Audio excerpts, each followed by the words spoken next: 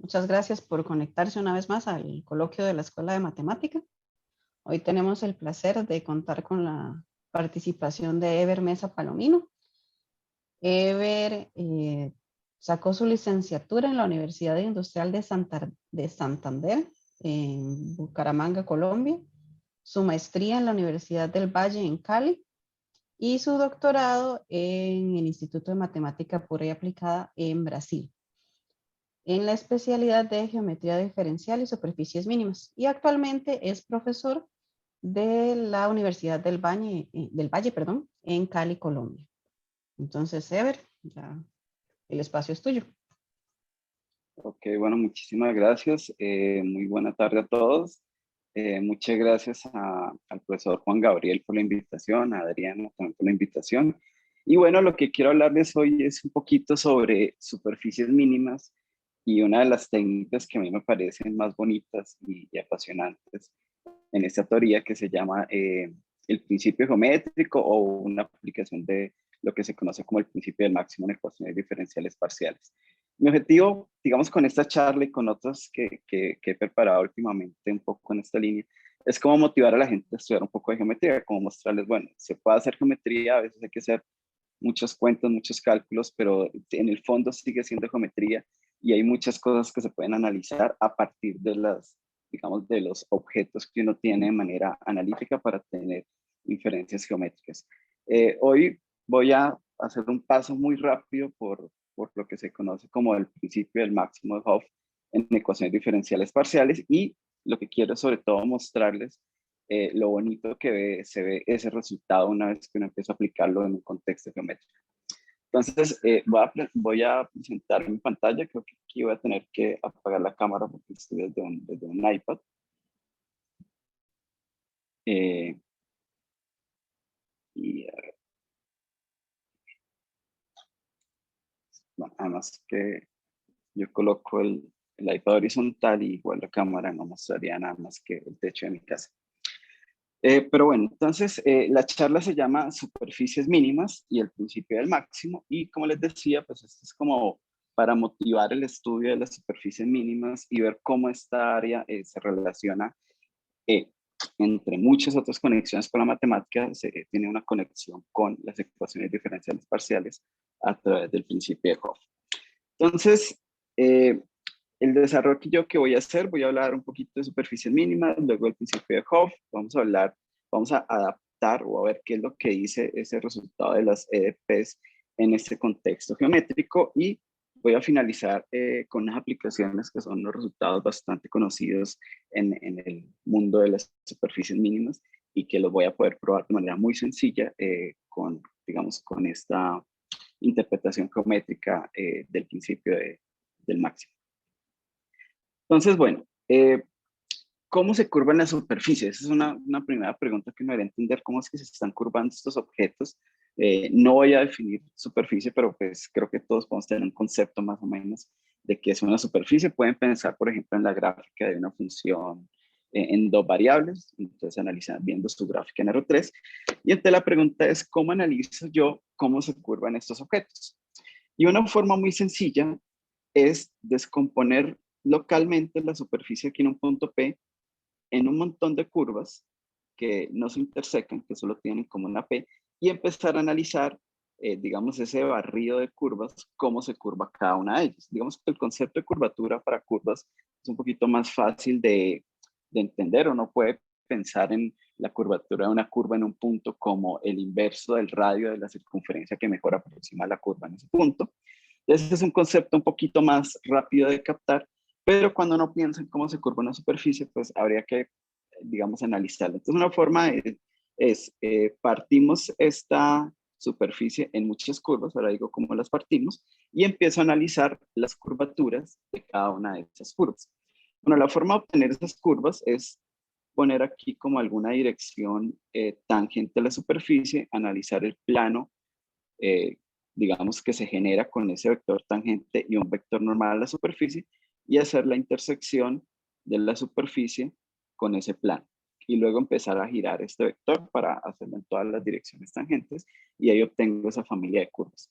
Lo interesante cuando uno empieza a analizar cuál es la curvatura de cada una de esas curvas en ese punto P, es que ese espectro o esa gama de posibles curvaturas tiene la estructura de un intervalo compacto. Es decir, hay un número, o sea, hay una curva que es la que más se curva de todas, que la vas a identificar con el número K2, y hay una curva de esas que es la que menos se curva, que es digamos, la que va a identificar con K1. Y algo muy interesante que aparece geométricamente es que esas dos curvas, digamos, aparecen en direcciones perpendiculares. Entonces, la idea es la siguiente. Supongamos que esta es mi superficie, es esa que está aquí en color negro.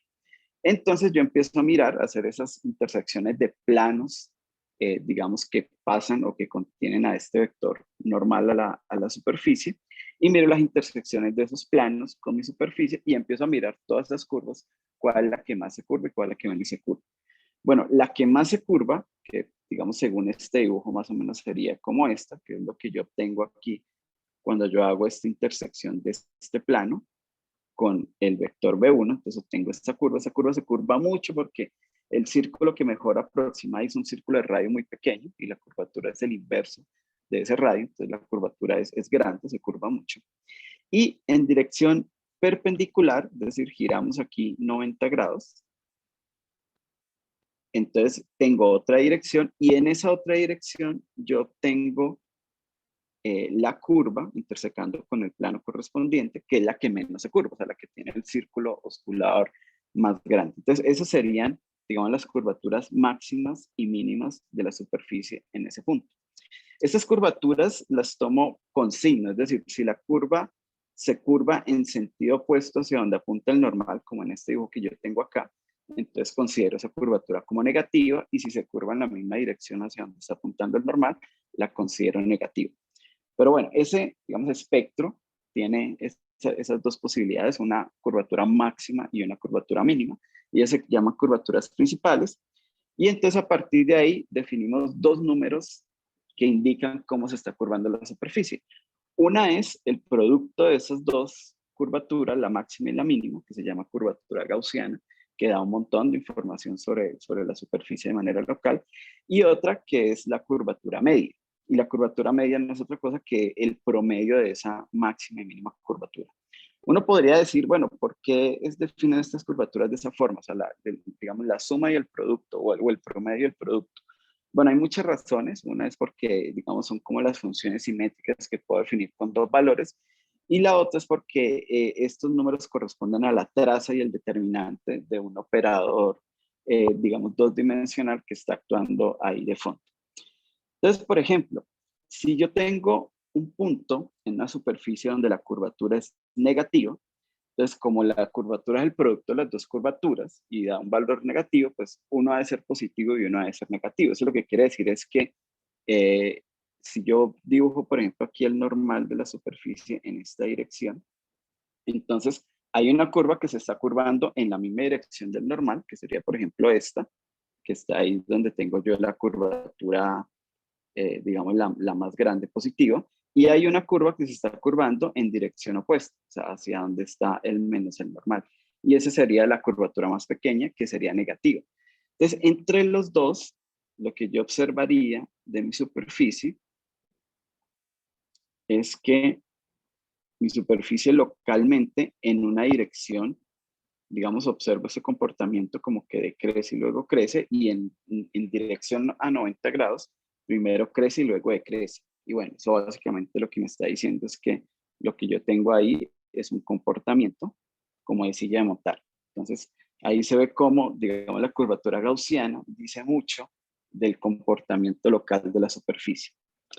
Bueno, pero yo estoy interesado en superficies mínimas, que son superficies que se definen como aquellas en donde esta curvatura media es idénticamente cero en todos los puntos.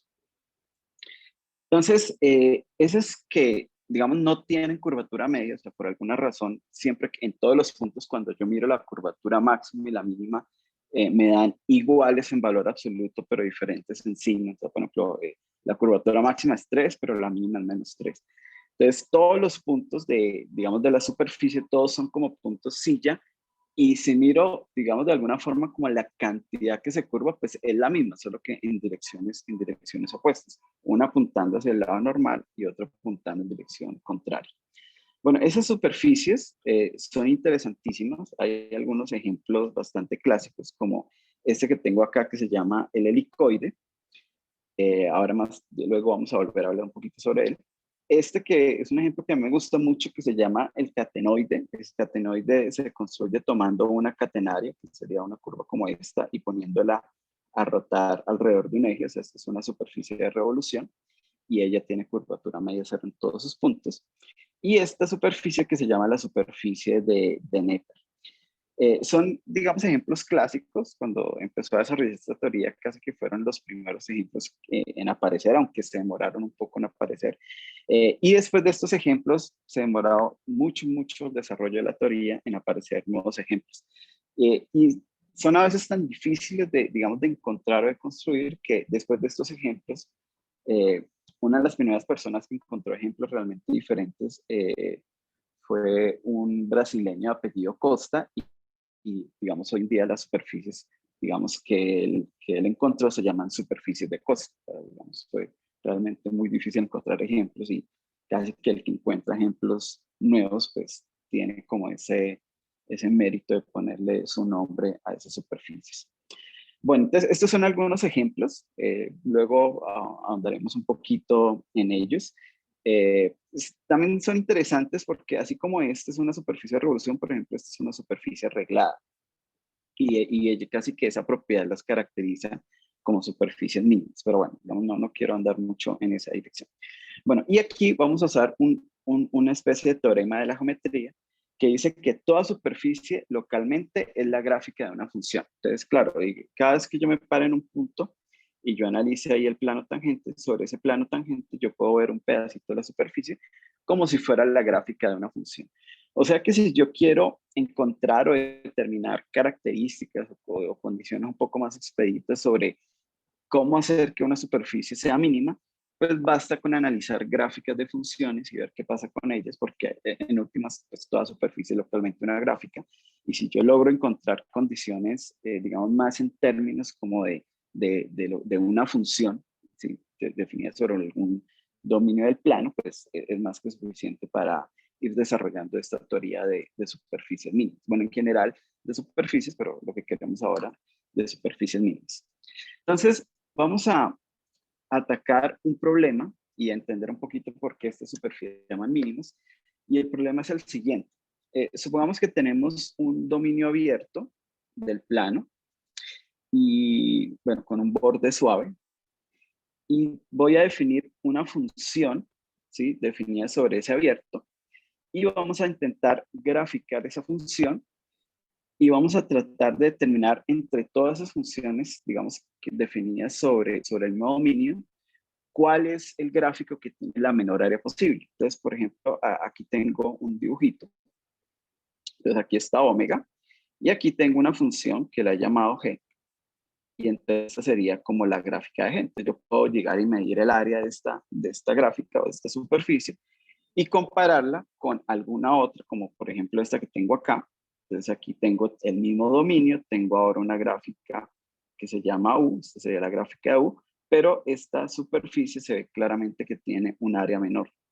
De hecho, aquí podemos montar un poquito esto sobre esto y ahí se ve claramente que, digamos, el área naranja es un poco más pequeña que el área de la región de la superficie roja. Entonces, la pregunta que uno se hace es, ¿será que existe una función tal que el área de su gráfica sea menor o igual que el área de cualquier otra gráfica, de cualquier otra función?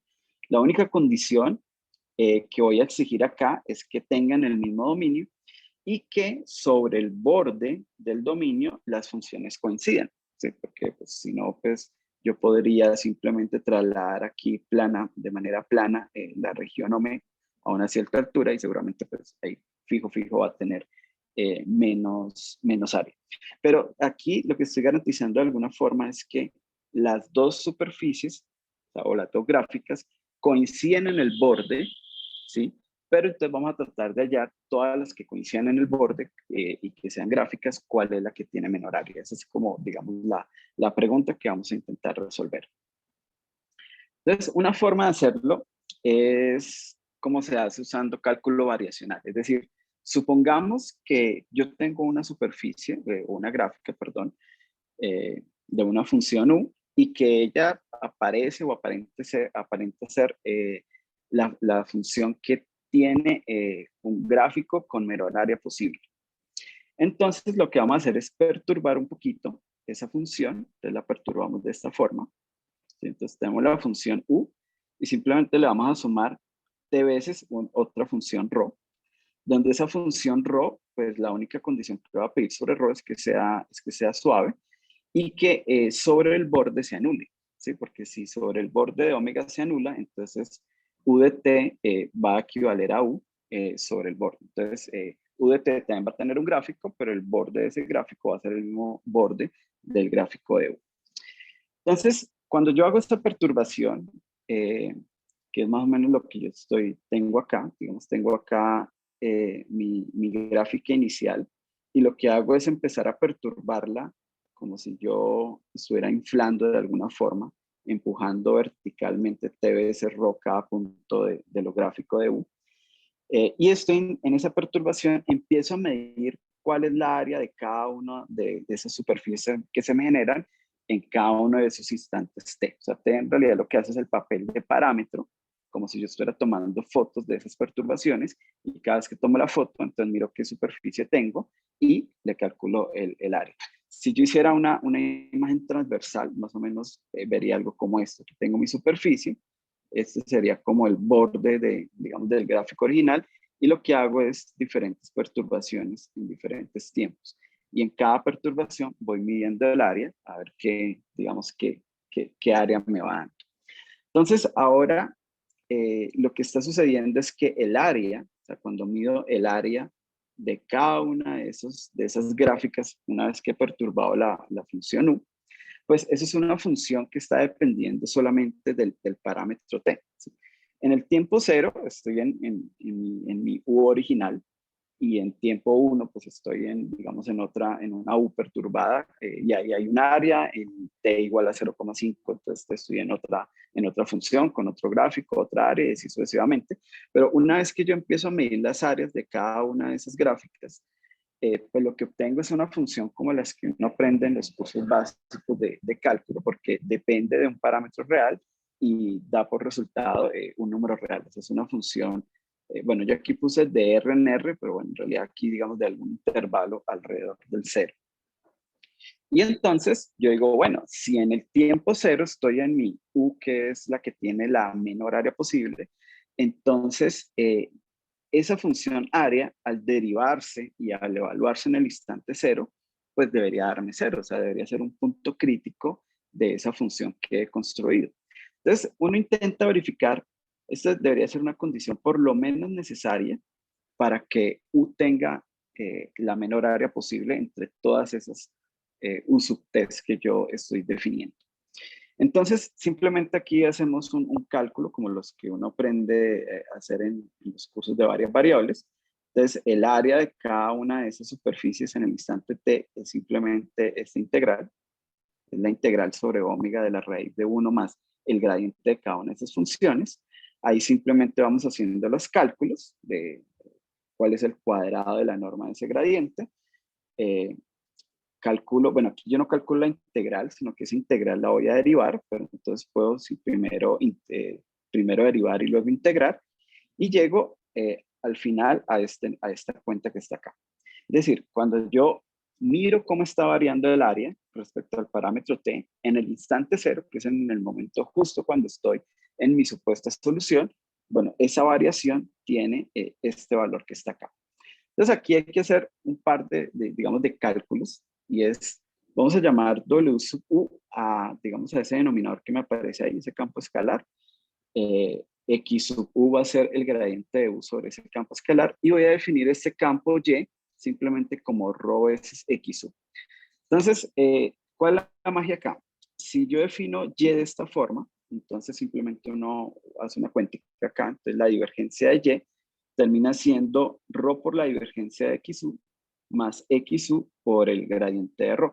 Esta parte que está acá, voy a volverme acá en la diapositiva, es justamente lo que me quedó en la integral. Este es el que yo he llamado XU y aquí quedó el gradiente de ρ. Entonces, esta es la parte que está en la integral cuando calculé la derivada de las áreas y evalué en el tiempo cero. Entonces, simplemente aquí voy a aplicar como integral en esta igualdad acá. Entonces, por el teorema de la divergencia, pues la integral de la divergencia de Y es simplemente la integral de Y por un vector normal al borde del dominio omega. Y eso sería igual simplemente a la integral sobre ρ de XU por el vector normal al borde. Fíjense que cuando yo integro acá, por ejemplo, cuando integro aquí, como ρ se anula en el borde, entonces pues, la integral sobre el borde de esta parte pues, va a desaparecer.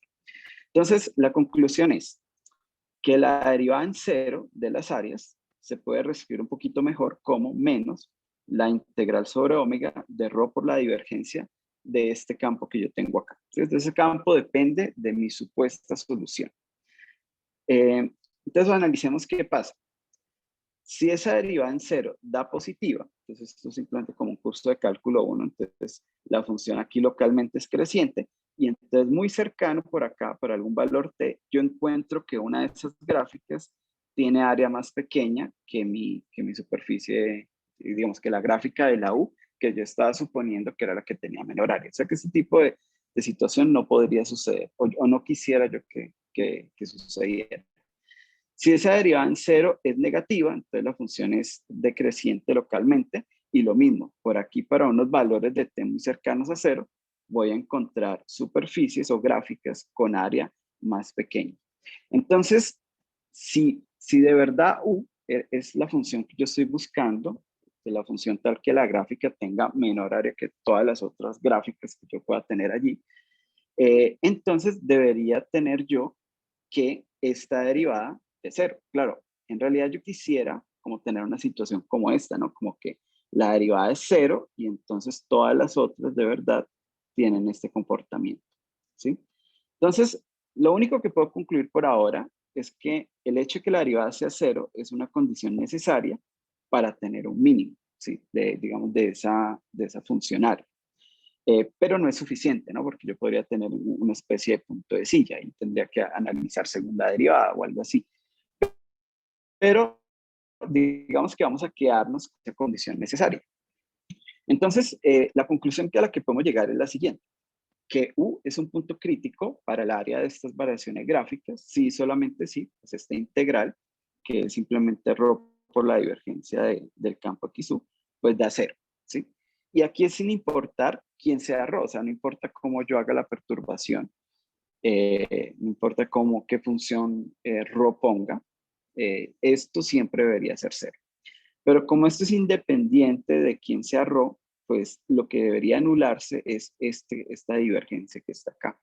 Entonces aquí llegamos a un primer teorema. Como que U es un punto crítico del funcional de áreas, es una posible solución a mi problema, si solamente si esta divergencia, esta ya es una información que depende solamente de U, pues es cero. Entonces, aquí uno hace otro cálculo, aquí no los quiero asustar con esto, simplemente es hacer un cálculo de divergencia. Esto es como si estuviéramos en un curso de cálculo.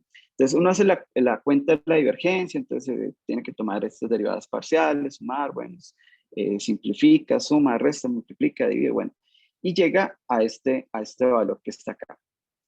Entonces, para que este cociente sea cero, nos interesa mucho que este numerador sea cero. Entonces, ¿cuál es la conclusión? Que U es una posible solución a mi problema de minimizar el área. Si solamente si esta cantidad que está aquí es cero. Entonces aquí es donde uno dice, bueno, si yo quiero buscar soluciones, pues basta con encontrar funciones U que satisfagan esta ecuación que está acá. El problema de esta ecuación es que son ecuaciones derivadas parciales, no es lineal, es de segundo orden, de hecho es elíptica, entonces es un poco difícil digamos, de trabajar. Pero por lo menos tenemos una condición que depende única y exclusivamente de U, que era lo que uno esperaría.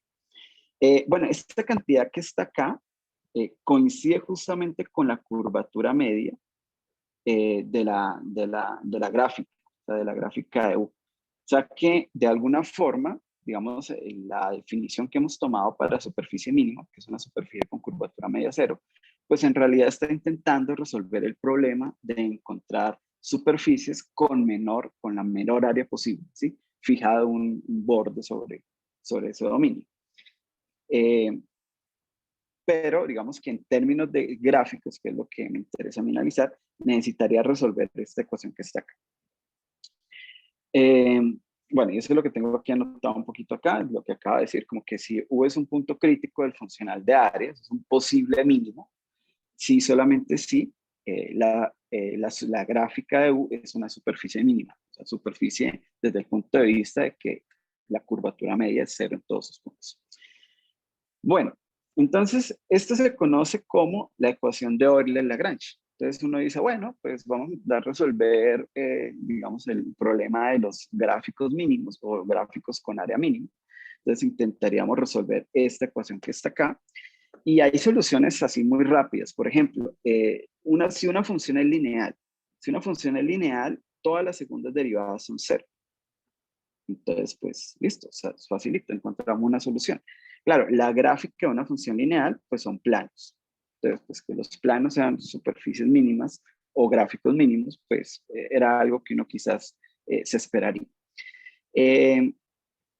Si uno piensa en esta función como, digamos, como la gráfica de algo que depende solo de la distancia al origen, o sea, como algo radial, con ese supuesto uno puede atacar esta ecuación y llega a esta solución. Entonces, que sería como la gráfica de un arcoseno hiperbólico, digamos, de un parámetro radial, cuando ese radio es mayor o igual a 1. Y bueno, estas gráficas son los catenoides. Bueno, de hecho esto sería medio catenoide, pero esto igual vale con más y menos. Entonces, con las dos gráficas yo armo un catenoide completo, como este que está acá.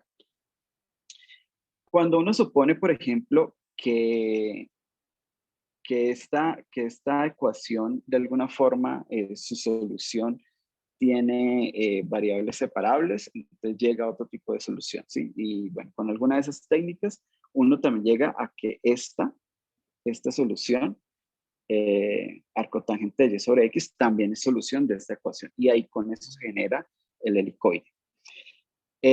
Y algo muy interesante es que si yo tengo una solución, o sea, yo encontré una solución, por ejemplo, del catenoide, entonces yo puedo reescalar esas funciones, o sea, defino una nueva función U sub lambda, que simplemente es lambda a veces por U evaluada en X sobre lambda, sobre Y sobre lambda.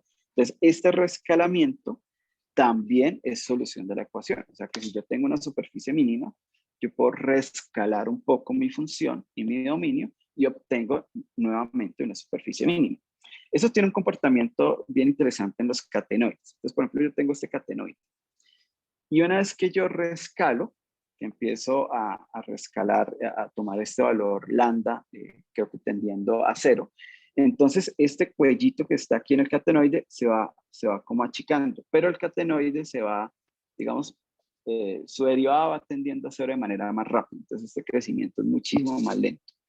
Y si escalo más, entonces este cuello se hace ahora más pequeño y su crecimiento cada vez más lento. Y si escalo más, entonces el cuello es mucho más pequeño y su crecimiento es mucho más lento. Y bueno, y en el límite, pues lo que voy a obtener es un plano con un huequito acá, ¿sí? Está cubierto dos veces, ¿sí? Porque este crecimiento que está acá, este crecimiento que está acá, colapsan a un plano. Pero es interesante cómo, digamos, todas estas son superficies mínimas. Entonces simplemente yo voy escalando. Entonces, una vez que he encontrado una solución como esta, la del catenoide, en realidad no tengo solo un catenoide mínimo, sino que tengo toda una familia de catenoides mínimos. Y este comportamiento es interesante y va a ser más importante para algo que vamos a ver más adelante. Bueno, pero entonces ahora, como les decía, esta es una ecuación diferencial de segundo orden, elíptica, muy difícil de manejar. Entonces uno dice, bueno, ¿qué herramientas de ecuaciones diferenciales parciales tengo como para atacar un poco este problema? Y entonces ahí viene algo que se conoce como el principio del máximo de Hopf, son contribuciones de Eberhard Hopf. Y simplemente voy a anunciar los resultados y vamos a ver entonces esto como para qué nos puede servir. Entonces lo que dice este principio del máximo, tenemos dos, uno que se llama principio del máximo interior, otro que se llama principio del máximo en la frontera o en el borde. Entonces lo que dice es lo siguiente: si yo tengo un operador como este, ¿sí? Esto sería un operador elíptico de segundo orden, bueno, así como está ahí, es solamente un operador de segundo orden. Si tengo una función de al menos de clase C2 continua sobre el borde del dominio omega, y cuando yo le aplico el operador LW, fíjense que LW es simplemente otra función, y esa función es positiva sobre omega, y L es un operador diferencial localmente uniforme elíptico de segundo orden. Eso básicamente lo que quiere decir es que aquí con estos coeficientes se forman unas matrices. Lo que quiere decir es que, bueno, y además diagonalizable, una matriz diagonalizable, lo que quiere decir es que esos valores propios los logro acotar de manera uniforme. Entonces, si yo tengo un operador de esas características, entonces, si C es 0, o sea, si esta parte no está, y la función tiene un máximo local en omega, entonces la función es localmente constante, ¿sí? Esto es como cuando uno tiene digamos, el principio del máximo para funciones armónicas, ¿sí? Una función armónica tiene un máximo en un punto interior, la función necesariamente es constante. Y si de pronto este C llega a ser negativo y W tiene un máximo local no negativo, ahora me toca pedir eso adicionalmente, entonces pues, la conclusión es la misma, W es localmente constante. Bueno, ¿qué pasa con los puntos en la frontera? Entonces, las mismas hipótesis, ¿no? Tengo una función de clase C2, L un operador localmente uniforme elíptico, bla, bla, bla. Y L en W es una función no negativa. Entonces, si tengo un punto en el borde con estas condiciones, de tal manera que W es no solo continua en el punto este que está en el borde, sino que además es diferenciable en X0. Ese punto está representando un máximo local y la derivada en dirección interior al dominio es positiva. Entonces, las mismas conclusiones. Si C es 0, W localmente constante, y si es negativa y W en X0 es mayor o igual que 0, entonces W localmente constante. Entonces, lo que están diciendo estos principios es, si tengo una función y un operador elíptico, cuando le aplico el operador elíptico a la función, me da otra función, pero esa función es no negativa. Si esa función tiene en el interior algún punto máximo, entonces la función es localmente constante. Y si está en el borde, digamos, las mismas condiciones que son máximo local, pero ahora que, digamos, la derivada direccional en dirección entrante al dominio omega es positiva, entonces tengo que es localmente constante. Bueno, ¿cómo manejamos eso nosotros? Entonces, pues bueno, nosotros tenemos una ecuación de estas que tiene pinta de ser lo que más o menos necesitamos.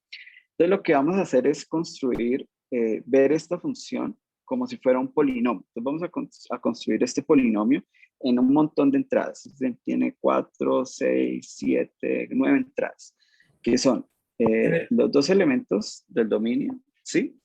Eh, eh, Disculpe, una consulta, digamos, si, si pensáramos como en algún análogo de esto en una dimensión, digamos, un análogo de lo anterior sería como funciones convexas o algo así, más o menos. Exactamente, sí, sí, sí. Okay. Es justamente eso. De hecho, digamos que a partir del estudio de funciones convexas fue que nació el principio para armónicas y esto es la generalización de eso. Sí, es exactamente eso, Okay, como okay. entender cómo se están comportando las funciones convexas. Okay, muchas gracias. No, con gusto. Bueno, entonces, como les decía, yo tengo esta ecuación, entonces simplemente voy a reescribirla como si fuera un polinomio. Entonces, aquí digamos que X y Y son los valores de donde estoy evaluando la función. Z hace el papel de la función. Zeta 1 y zeta 2 hace el papel de las derivadas parciales de la función, pues en cada una de las variables. y los alfa y j hacen el papel de las segundas derivadas parciales. Entonces, esta función, digamos, visto en general como si fuera un polinomio, sería algo así como 1 más cita sub 2 al cuadrado. Este uxx sería como alfa 1, 1. Bueno, y así sucesivamente. Ahora, lo interesante de este polinomio es que este polinomio no depende ni de x, ni de y, ni de z. Claro, porque esta ecuación aquí solamente está dependiendo de las derivadas de u.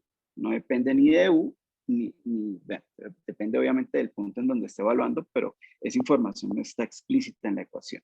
Entonces, una vez que yo lo pongo en como si fuera este polinomio, entonces, claro, lo que yo digo es, bueno, un gráfico es mínimo, sí, solamente sí, cuando yo cojo ese polinomio y le ingreso los datos de las coordenadas del punto, la función evaluada en esas coordenadas, su gradiente, que son las derivadas parciales de primer orden, y su hessiana, que son las derivadas de segundo orden, y meto todo eso en ese polinomio, pues me va a dar esto que está acá, pues eso tiene que dar 0. Entonces, aquí usamos un truco, estos son trucos de, digamos, de ecuaciones, en donde yo digo, bueno, ¿qué pasaría si yo tuviera, por ejemplo, no una solución, sino dos soluciones de la ecuación de Euler-Lagrange? Entonces yo podría, digamos, hacer la diferencia de este operador f evaluada en esas dos soluciones. Pues claro, eso me va a dar 0 si es que son dos soluciones. Pero esa diferencia, esto pues, vale en general, cuando yo tengo una función y analizo la diferencia de dos imágenes, yo puedo ver eso como una sumatoria de unas funciones por la diferencia de las coordenadas.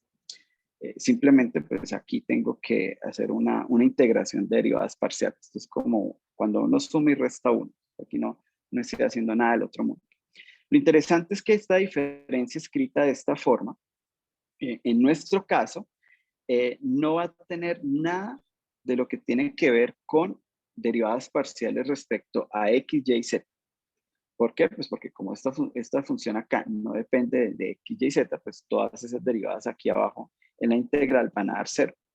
Entonces, usando esto que se llama el lema de Hadamard, que es simplemente reescribir la diferencia de dos imágenes como una suma de las diferencias de las, digamos, de los elementos del dominio por unas funciones ahí que dependen obviamente de las coordenadas, haciendo eso en dos posibles soluciones, o sea, como si yo no hubiera encontrado un grafo mínimo, sino dos, entonces yo puedo reescribir esta diferencia de esta forma. Entonces aquí me quedarían unos coeficientes por las derivadas de primer orden de la diferencia, perdón, derivadas de segundo orden de esa diferencia de las soluciones, y aquí me quedaría unos coeficientes por las derivadas de primer orden de la diferencia.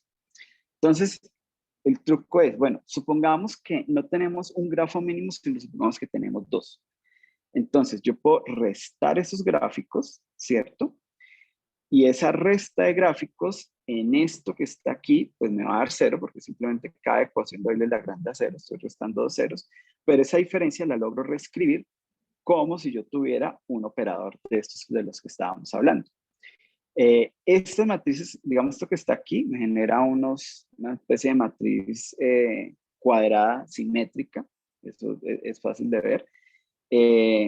Y estos términos que están acá solamente, digamos, van acompañando como con las primeras derivadas de eso.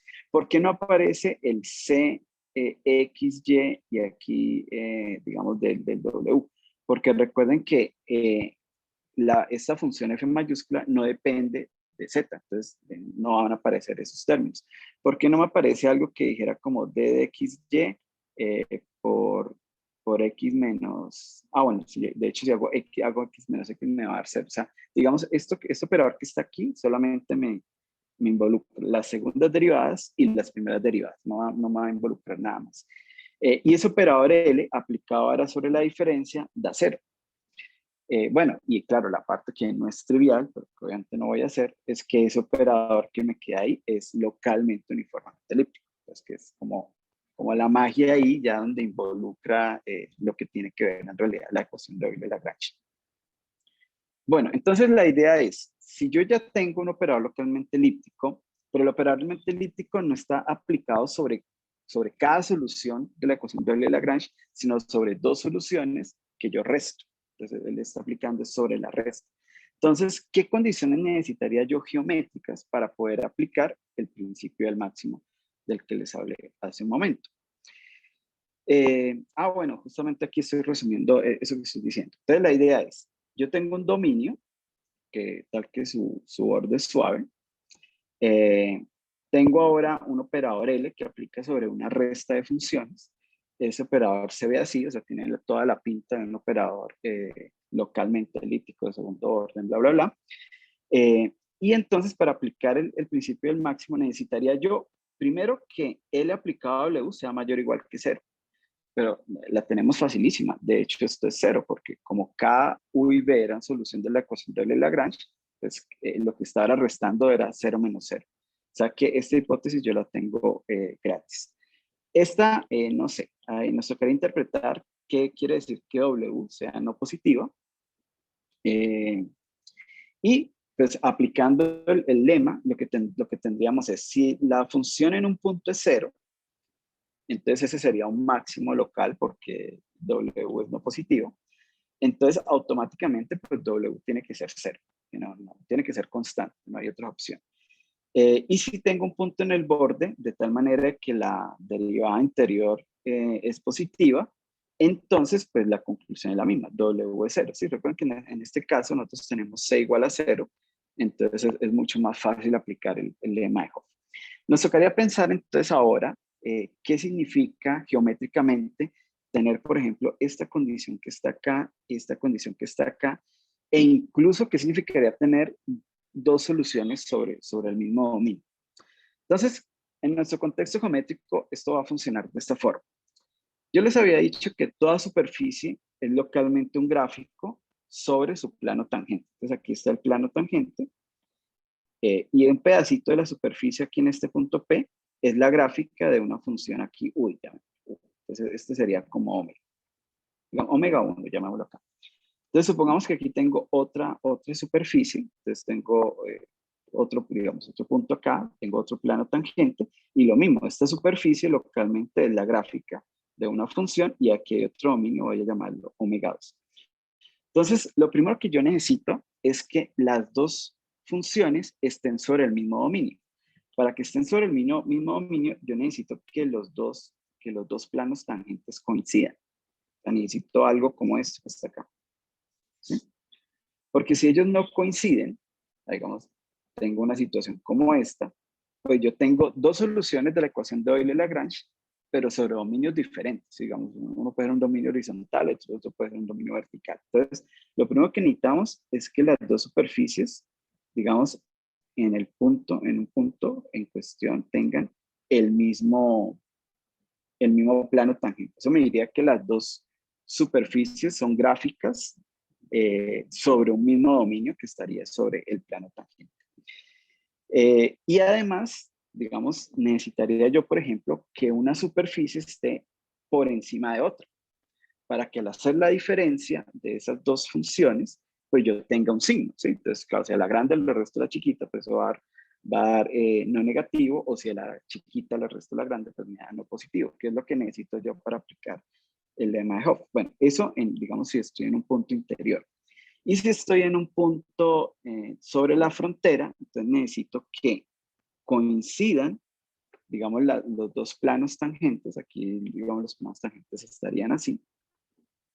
Pero necesito yo también que los conormales a las superficies también coincidan.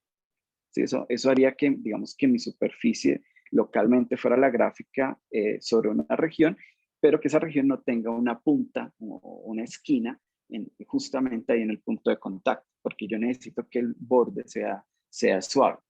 Así que es, digamos, lo que no quiero es tener una situación como esta.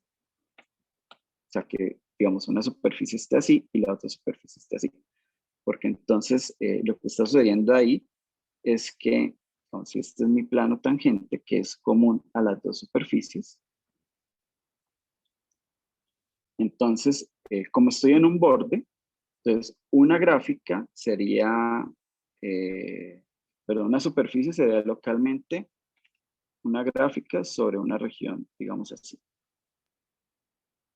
Pero cuando miro entonces voy a dibujar el conormal. El conormal interior debería ir así. Pero si la otra tiene un conormal en otra dirección, entonces la otra gráfica sería, la otra superficie sería gráfica sobre un dominio, no sé, como este. Entonces, cuando voy a mirar el dominio común, ¿sí? Para ver que las dos sean gráficas, entonces lo que voy a obtener es una región como esta. Entonces aquí tengo una esquina, ¿sí? Entonces no sería suave. Entonces, eso es lo que se conoce como, digamos, punto de tangencia geométrica. Entonces la idea es, yo tengo dos superficies y un punto que es común a las dos superficies. O sea, las dos superficies se están tocando en el punto P. Entonces, para decir que ese contacto es de tangencia, va a tener dos posibilidades. Una es que sean puntos interiores y que coincidan los planos tangentes, que es como el caso que yo tengo aquí inicial, o que sea un punto común a los bordes, entonces también es necesario que los dos tengan el mismo plano tangente, pero voy a necesitar también que los conormales coincidan, ¿sí? Para que mi dominio en ese punto sea suave. Entonces, ¿qué es lo que diría el principio del máximo acá? Si yo tengo dos superficies y tienen un punto de contacto de tangente, o sea, es decir, o es un punto interior donde coinciden los normales, o es un punto en el borde donde coinciden los planos tangentes y los vectores conormales. Si una superficie está por encima de otra, entonces automáticamente yo hago la resta de las diferencias, aplico el operador elíptico, en el punto como coinciden, entonces W en el punto vale 0, entonces tiene que ser un máximo local, y lo que dice el lema de Hopf es que, bueno, las dos superficies tienen que ser iguales, ¿sí? El teorema de Hopf dice que son iguales localmente, pero uno puede seguir extendiendo digamos, esa igualdad, porque en última lo que está diciendo el lema de Hopf es que ellas son iguales en un conjunto abierto, pero ese conjunto también es cerrado, entonces por conexidad pues tienen que ser las dos superficies iguales. Entonces, ya con esto, uno hace unas aplicaciones súper bonitas, porque concentrémonos solo en lo que dice aquí, es decir, dos superficies que se tocan tangencialmente. Si es en un punto en el interior, pues simplemente que los tangentes coinciden. Y si estamos en el borde, pues necesitamos que coincidan los tangentes y que los bordes también se estén tocando tangencialmente. Eso es lo que dice acá. Si una superficie está por encima de otra, o sea, yo veo que efectivamente hay una más grande que otra, como gráficos, entonces tienen que ser iguales, no hay otra opción. Sí, eso es lo que dice el lema de Hopf. Entonces vamos a hacer algunas aplicaciones muy sencillas. Entonces la primera aplicación, no existen superficies mínimas compactas sin borde. Cuando uno está en un curso de geometría, este es un resultado que viene de otro análisis. Entonces, por ejemplo, como la superficie es compacta, yo la puedo meter en una esfera, y esa esfera, digamos, la meto en una esfera muy grande, y la esfera la empiezo a hacer chiquita, chiquita, chiquita, chiquita, hasta que me toque por primera vez a la superficie. Y entonces lo que está pasando acá es que la superficie se curva más que la esfera, porque está en su parte cóncava. Entonces, como la esfera tiene curvatura positiva, entonces la superficie en el punto debe tener curvatura positiva. Entonces, no puede ser mínimo, porque ya vimos que si es mínima, todos los puntos son puntos de silla. Entonces, aquí la curvatura debió haber sido negativa, pero aquí estamos mostrando que es positiva. Bueno, pero eso es, digamos, si uno usa herramientas clásicas de geometría. Vamos a usar lo que hemos aprendido. Entonces, supongamos que esta es una superficie mínima y compacta. Y el plano también sabemos que es una superficie mínima. Como la superficie es compacta, yo puedo poner el plano muy lejos, de manera que no toque a la superficie. Y una vez que está lejos y no toca, pues yo lo empiezo a mover en dirección de donde esté la superficie hasta que ¡pum!, se tocan por primera vez en alguna parte. Entonces vamos a analizar qué pasó cuando se tocaron. Como se tocan ahí por primera vez, el toque es tangencial, es decir, los espacios tangentes coinciden. Claramente, digamos, mi superficie está por encima del plano, porque yo venía moviendo el plano hasta que se tocaron por primera vez. Entonces, lo que dice digamos, el principio de Hopf, pero ahora visto geométricamente, es que las dos superficies deben ser iguales, pero eso no tiene sentido, una es compacta y la otra no es compacta, entonces ahí hay una contradicción. Entonces, no existen superficies mínimas compactas. Y la prueba es así de sencilla. Tomo el plano muy lejos, de manera que no toque la superficie, lo acerco hasta que se toca por primera vez, y ahí donde se toca por primera vez, el contacto es tangencial y ya una superficie está por encima de otra, ambas son mínimas, nada que hacer. De hecho, digamos, si yo tengo una superficie ahora con borde, pues lo que debería suceder es que cada vez que yo hago ese truco, del que yo hablé ahorita, yo cambio el color. Entonces, yo tomo mi plano, muy lejos, y el plano lo empiezo a acercar hasta que tiene que tocar a la superficie por primera vez. Aquí el contacto no puede ser en un punto interior, que si no argumento como argumenté ahora. Entonces, el contacto aquí tiene que ser en un punto que esté en el borde de la superficie. Ahí ya no puedo argumentar o sea, no puedo decir que ese punto de contacto es de tangencia, porque puede ser transversal, porque yo no tengo control sobre cómo es el borde de la superficie. Pero eso debería suceder con cualquier plano. Entonces, si sucede con cualquier plano, entonces lo hago con otro plano por acá. Entonces lo mismo, siempre el punto de contacto va a estar en el borde.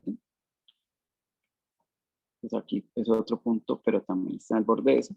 Entonces, si lo hago con todos los planos, lo que estoy viendo es que toda la superficie queda atrapada en la envolvente convexa del borde de la superficie. Esto se conoce como la propiedad de la envolvente convexa. Es decir, si hago la envolvente convexa de la superficie y la envolvente convexa de solamente el borde, pues ellos coinciden, ¿sí? Porque cada vez que yo me acerco con planos, el contacto se hace en el borde, eso quiere decir que mi superficie tiene que estar en este semiplano.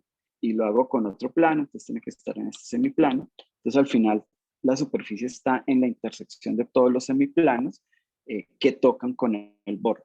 Y eso pues es la envolvente convexa del borde. De hecho yo tengo es como esta contenencia. Bueno, eso es lo que se conoce como la propiedad de la envolvente convexa. O sea, la superficie está dentro de lo que envuelve convexamente el borde. Eso no es, digamos, eso no lo cumplen todas las superficies. Si, por ejemplo, si yo tuviera una superficie, digamos así, digamos que esta parte de acá es el borde. Entonces, la envolvente convexa del borde es solo este pedacito, mientras que la superficie era todo esto. Entonces, digamos, suponiendo que el borde es plano, ¿no? Entonces, ahí no es cierto que la superficie siempre esté dentro de la envolvente convexa del borde. Esto es algo bien exclusivo de bueno, no solo de las superficies mínimas, de hecho, eso vale solo con que la superficie tenga curvatura gaussiana negativa, pero bueno, eso ya requiere otras pruebas un poco más complejas. Bueno, vamos a analizar esta otra prueba. Si yo tengo dos curvas cerradas, entonces hay una distancia máxima a las que yo las puedo separar y garantizar que existe una superficie mínima conexa y compacta que tiene como borde esas curvas. Es decir, si yo tengo esta superficie por acá, esta superficie por acá, a lo mejor yo logro encontrar una superficie por acá mínima que tiene por borde esas dos superficies. Pero si ellas están muy separadas, eso no lo puedo hacer. O sea, hay una distancia máxima que yo ya no las puedo separar porque si las separo más, no existe una superficie mínima que tenga por borde esas dos curvas. Entonces, ¿cómo lo probamos? Entonces, la idea es, tomamos esa distancia como, bueno, creo que esto es exagerado, 2 veces el máximo de los diámetros de las curvas y más 1. Simplemente lo único que yo quiero es ponerlas tan separadas como para meterlas en dos esferas grandes y de manera que las esferas estén separadas. O sea, si gamma 1 y gamma 2 están muy lejos, entonces yo cada una las puedo encerrar en dos esferas y que las esferas estén separadas. Puedo construir incluso una especie de cilindro ahora con esas dos esferas. Bueno, yo más bien hago un dibujo. Entonces, meto hasta acá, meto hasta acá. Entonces ahora yo puedo meter, digamos, como construir esta especie de cilindro, como un cilindro con dos semicircunferencias aquí arriba. Y si existiera una superficie mínima que tuviera por borde de esas superficies, esa superficie debería estar por dentro de este cilindro. ¿Por qué sé que tiene que estar por dentro de este cilindro? Porque si ella se saliera por acá, digamos que por acá la superficie tiene una especie de chichón y se salió por aquí, entonces ¿yo qué hago? Cojo un plano por acá y lo empiezo a acercar y en algún momento voy a tocar y las dos superficies deberían ser iguales y ahí entro en una contradicción. Entonces, necesariamente la superficie tiene que estar aquí adentro, ¿sí? Dentro de esta figurita verde que yo tengo. Entonces, ahora, ¿qué vamos a hacer? Vamos a coger toda esta figura que tengo acá y la vamos a meter dentro de un catenoide, de tal manera de que el cuello del catenoide se ajuste un poco con el, digamos, con el cuello de este cilindro. Entonces, bueno, aquí ya el cilindro en realidad ya no lo necesito. Entonces, puedo ahorrar para acá el cilindro, voy a quedar con la superficie solamente. Y entonces ahora lo que vamos a hacer es empezar a angostar, a hacer muy angosto el cuello del catenoide, ¿sí? Ya vimos ahorita que hay toda una familia de catenoides. Entonces, si yo hago el cuello más pequeño, vamos así, entonces mi catenoide digamos, se abre más.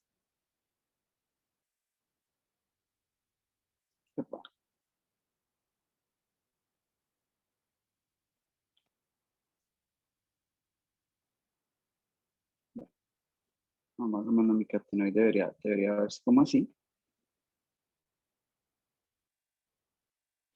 Y pues puedo irlo haciendo tan pequeño hasta que toque mi superficie. Entonces por aquí,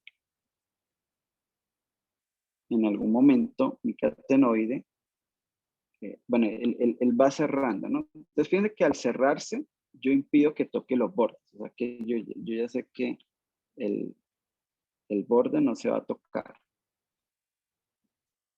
Pero voy a tocar la parte interna de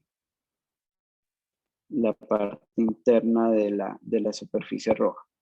Y en el momento que la toque, entonces yo tengo un punto de tangencia, y si miro esto de manera vertical, esta superficie mínima está por encima de esta, y ahí entra una contradicción. ¿Por qué entra una contradicción?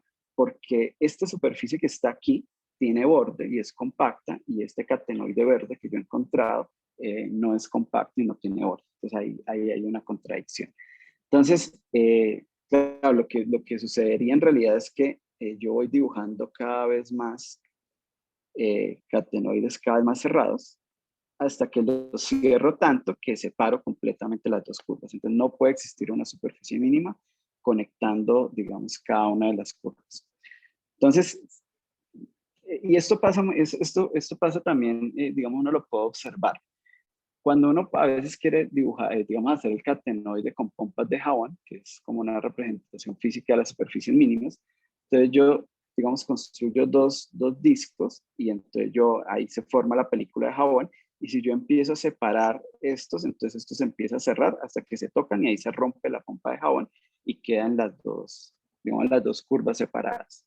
Entonces, es por eso, es decir, no puedo separarlas a la distancia que yo quiera, sino que hay una distancia crítica en donde están más separadas, ya no existen más la superficie mínima conectando esas dos. Bueno, y bueno, voy a hacer dos aquí muy rápidas y ya con esto termino. Este se llama el teorema del semiespacio, el teorema de Hoffman y Mix, que lo probaron en 1990, que lo que dice es que no existe una superficie mínima no plana, completa, propiamente inmersa en un semiespacio R. Claro, o sea, como que las superficies mínimas ya sabemos que no pueden ser compactas, entonces si no son compactas y son propias, ellas tienen como que extenderse infinitamente. Entonces, como que ellas siempre se tienen que extender como en dos direcciones opuestas necesariamente, ¿sí? Que es como, así como el catenoide. El catenoide crece infinitamente verticalmente en las dos direcciones. O sea, no puedo meter toda la superficie en medio espacio. Entonces, la demostración es la siguiente. Supongamos que sí, supongamos que yo tengo una superficie mínima y ella vive en este semiespacio, ¿sí? Aquí está el plano definiendo el semiespacio. Entonces, claro, pues digamos, va a haber alguna distancia de entre la superficie, sigma, y el plano. ¿Sí? Entonces, digamos, están a 3 unidades. Entonces, ¿yo qué hago? Yo voy a ir subiendo mi superficie, voy a ir subiendo mi plano, y pueden pasar dos cosas. De pronto me encontré con la superficie, acá, en un primer punto. Entonces, eso sería un primer punto de contacto, sería un primer punto de tangencia. Entonces, las dos superficies deberían ser iguales, que es lo que me dice, digamos, el principio del máximo, pero aquí dice que la superficie es no plana, o sea, no es un plano que está diciendo ahí. Entonces, eso no puede pasar. Entonces, como eso no puede pasar, entonces yo lo que intuyo es que esto, por ejemplo, acá, esto no puede ser así. Entonces, ¿qué es lo que sucede? Bueno, lo que sucede es que yo subo mi plano hasta que la distancia sea cero. O sea, la distancia entre la superficie y el plano está en la distancia cero. Pero esa distancia cero no quiere decir que la distancia se alcanza en algún punto, porque pues, ahí sería el punto de contacto, sino que la superficie es asintótica al plano, es la única posibilidad. O sea, que la superficie se vaya acercando cada vez más al plano. Claro, como el acercamiento es asintótico, si yo subo un poquito más mi plano, entonces voy a encontrar una intersección, pero la intersección es transversal, no es tangente. Entonces no me sirve para lo que yo quiero hacer. Entonces, ¿qué hacemos? Bueno, pues la subimos hasta ahí. El plano lo podemos subir hasta ahí, de manera que el plano y la superficie no se están tocando, ni transversal ni tangencialmente, simplemente la superficie aquí por arriba está asintótica al plano. Y lo que vamos a hacer ahora es ir y coger un cilindro compacto, pequeñito, y ponerlo por acá en alguna parte del plano, de manera que el cilindro no toque la superficie. Eso pues simplemente tiene que suceder, porque yo lo que hago es, digamos, como coger aquí un trozo compacto. Este trozo compacto tiene que estar a una cierta distancia del plano, y con esa distancia, pues, digamos, construyo el cilindro. Pero, digamos, lo hice un poco al revés, como que tuviera el cilindro y lo pongo allá, pero simplemente porque tenía el dibujo ya listo. Entonces ahora yo ya sé que el cilindro está un poco arriba del plano y no está tocando a mi superficie, ¿sí? Entonces, obviamente esta altura la hago suficientemente pequeña para que eso no pase. Ahora voy y corto el cilindro a la mitad. Entonces, una vez que corto el cilindro a la mitad, entonces aquí se me genera otro cilindro. Esto es simplemente como para prevenir por si este cilindro está tocando aquí a la superficie. Entonces, simplemente voy a la mitad. Entonces, en este pedacito de cilindro voy a intentar meter un pedazo de catenoide, donde ese catenoide pues va a tener un cuello muy pequeño. Pero simplemente yo tengo por aquí mi catenoide, bueno, medio catenoide de hecho, y lo meto de tal manera que el cuello, digamos, o este pedazo compacto que queda arriba del plano, queda metido dentro de ese cilindro, o sea, queda en esta parte que está acá. Entonces, claro, la superficie y el catenoide no se están tocando. ¿Por qué? Porque la superficie está por arriba del plano, y lo que está por arriba del plano es solamente este trocito de catenoide que está dentro del cilindro, que el cilindro pues lo hice bastante lejos de mi superficie. Y la parte que está abajo del catenoide, obviamente no está tocando la superficie. Más aún, si yo mido las distancias que hay del plano al catenoide, estas distancias se están yendo para infinito, porque los catenoides, digamos, esto es como tener una especie de un menos logaritmo, entonces eso va para menos infinito. O sea que esto está bastante separado. Entonces, ahora, ¿qué vamos a hacer? Pues vamos a ir achicando el cuello de mi catenoide. Entonces ya sabemos más o menos qué es lo que pasa cuando achicamos el cuello del catenoide. Entonces yo coloco acá un cuello muy chiquito y mi catenoide se empieza a, digamos, como a levantar. Claro, va a llegar el momento en que ese cuello digamos, como que se sale de este pedazo de cilindro que yo tenía, y a lo mejor ahí todavía no toco mi superficie, no sé. Pero yo sí sé que en el límite, cuando yo hago el cuello, digamos, completamente cerrado, lo que obtengo es un plano, y el plano corta transversalmente aquí a esta superficie, porque digamos este sí va a estar aquí a una cierta altura positiva. Entonces, vamos a analizar qué pasó. Mi catenoide original no tocaba la superficie. En el límite, que es cuando el cuello se cierra totalmente, da un plano horizontal aquí a cierta altura del plano original y pues tiene que cortar transversalmente, obviamente, porque está más arriba de este plano, de hecho es paralelo a este plano. Entonces, en el medio de este, digamos, de este desarrollo de catenoides, en algún momento, uno de esos catenoides tuvo que haber tocado por primera vez a mi superficie. Entonces usamos una rayita. Entonces, en algún momento, un catenoide vino y tocó por primera vez a mi superficie. Y ahí se genera una contradicción, porque al ser la primera vez que hay contacto, el contacto es tangencial, es en un punto interior, una superficie está por encima de otra, porque, digamos, mis catenoides originales siempre estaban por debajo, en el momento que hay primer contacto sigue estando por debajo, y el principio del máximo diría que son iguales, pero no son iguales porque esto que está aquí en medio catenoide tiene borde y la otra superficie no tiene borde. Entonces ahí hay una contradicción. Entonces no, es imposible atrapar una superficie mínima completa y propiamente inmersa en medio espacio. Ellos tienen como que esparcirse sobre todo R3. Bueno, y ya finalizo con esta que es muy rápida. Si tomo superficies mínimas completas, propiamente encajadas con topología finita y curvatura total finita y un solo fin, bueno, no existe, no hay superficies de estas. Entonces, bueno, obviamente aquí hay mucha más teoría, simplemente yo quiero darles aquí la idea de que estas herramientas un poco, que parecen un poco simples, se pueden combinar con teorías mucho más avanzadas y tener algunos resultados más complejos. Entonces, curvatura total finita lo que quiere decir es que cuando yo integro la curvatura de Gauss, esa es una integral convergente, o sea, da un número finito. Entonces, esa información, junto con la minimalidad, me dice que la superficie tiene esta forma. Una especie de catenoide o algo muy parecido a un catenoide, ¿sí? Un gráfico que esto es lo que se llama el fin.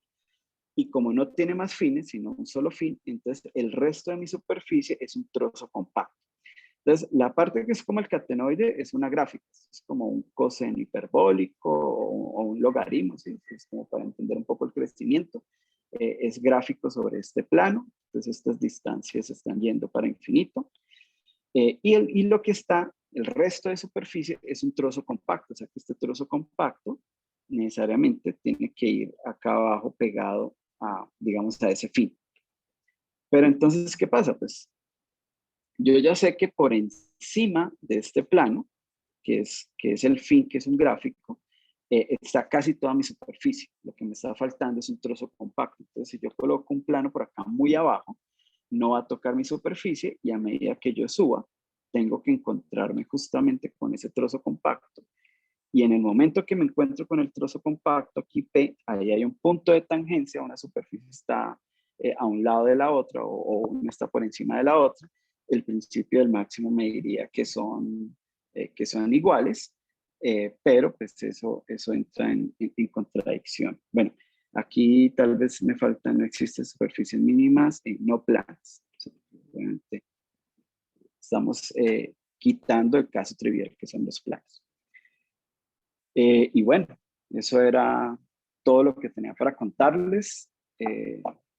Espero pues, que haya sido motivante y que, pues, que les haya parecido interesante. Voy a aprender mi cámara nuevamente. Muchísimas gracias, Ever. Pues te voy a dar un aplauso virtual. Oh, muchas gracias. No sé si alguien tiene